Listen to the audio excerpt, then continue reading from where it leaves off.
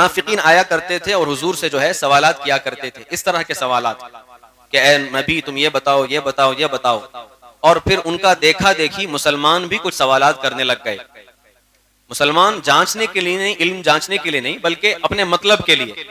اور انسان کی یہ فطرت ہے، انسان کے اندر تجسس زیادہ ہے.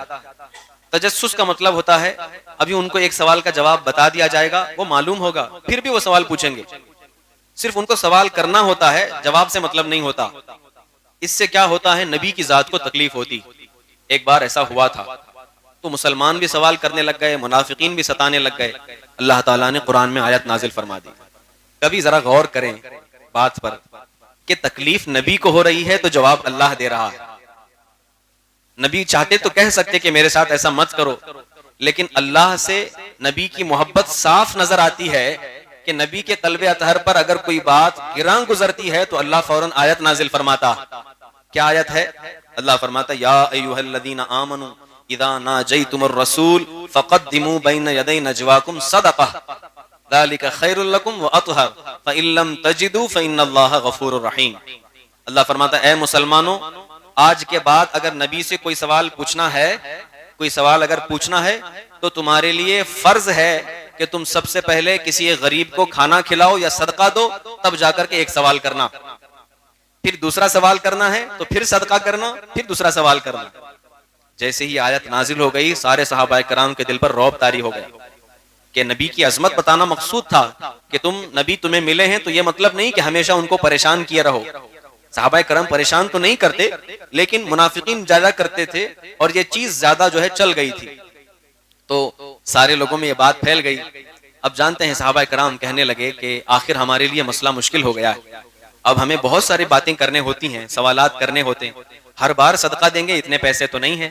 امیروں کا فائدہ ہے، عثمان غنی بہت سوالات کریں گے، ہم کیا کریں گے، ہمارے پاس پیسے نہیں ہیں. بہرحال تو یہ باتیں آپس میں چلنے لگی. لیکن حضرت علی رضی اللہ تعالیٰ عنہ اس میں سب سے آگے بڑھے. ان کو کوئی ایک بات پوچھنی تھی تو سب سے پہلے وہ گئے، ایک غریب کو صدقہ دیے اور حضور کے پاس آئے. کہا یا رسول اللہ، میں نے غریب کو صدقہ دیا ہے، ایک سوال پوچھ سکتا ہوں؟ آپ صلی اللہ علیہ وسلم نے ارشاد فرمایا ٹھیک ہے، سوال پوچھ سکتے ہو. حضرت علی نے سوال پوچھا، حضور نے جواب دیا.